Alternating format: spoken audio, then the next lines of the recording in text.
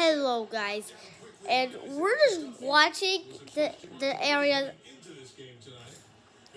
and we have to cross back into the Pacific again as we're tracking Super Typhoon Isaac. It's a Category 3 hurricane. Well, it's just a location.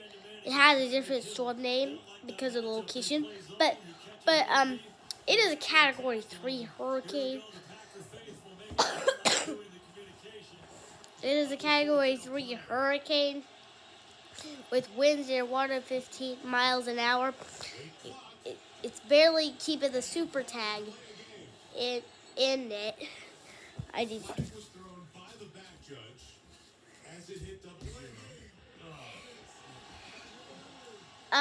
But yeah. Sometimes that can happen. The decision, hey, we're going to go for it on fourth down. Hey, then you're on a specific call and takes a little time to get the communication. But let's see. Um. I'm really thinking. I'm really thinking there's gonna be super typhoon impacts wherever you go. There's actually forecast. It's not gonna be a Category 2. Tomorrow morning.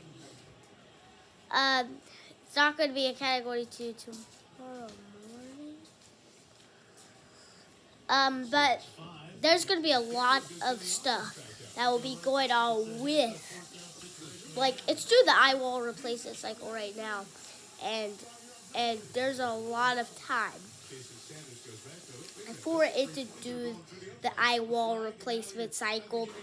But we're just watching because we're having so much stuff going on with the typhoon. Now the current pressure is up a little bit that we had it. It's now currently at a good 920 millibars. It's 920 millibars, and it's going to drop because it went up to 920 millibars. They're forecasting it to be a little bit higher pressure at landfall because the pressure went up. So we're expecting a pressure maybe near possibly near 907 millibars. That's just higher than 897 millibars. So 897 millibars would be the lowest pressure to ever hit Hawaii in history. Now you have to say, now the typhoons, like the typhoons, like this is a super typhoon.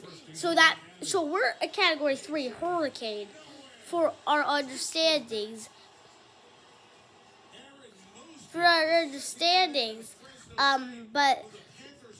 But this is going to be a Category 4 hurricane at landfall. It's just a location. Hurricanes in the Pacific just have different names because of location.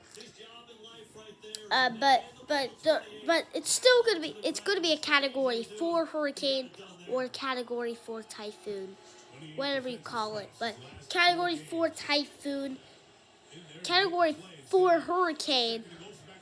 That's going to be a super typhoon strength. So we're going to be watching a lot of areas, as we say. The next advisory is 12 a.m. and we're probably going to get very close to landfall. Our next advisory is let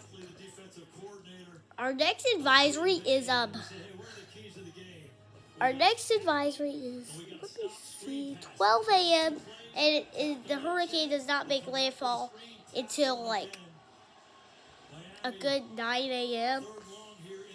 9 a.m. Hawaii Standard Time. That would probably be a lot of hours behind the United States. But we're just tracking whatever. I just pulled up this rain map, and it says Hawaii could see like the same inch, like 1 to 8 inches, and the West Coast gets more higher with 8 to 15 inches. I know it's probably because of the bomb cyclone, and it's gonna make way more rain. It's gonna make way more rain, so I think that's why there's a bigger flood threat on the West Coast. Has Isaac gets associated with the low pressure system, and that's what's going to be our main issue. Has as Isaac gets associated with that low pressure system, and that's going to be, and the low pressure system will kind of fizzle out as it goes inland. It may fizzle out, but Isaac has a chance to to to to just like just like just like Isaac has a chance to just go into the Eastern Pacific and just be one major hurricane of the season, and then we're out.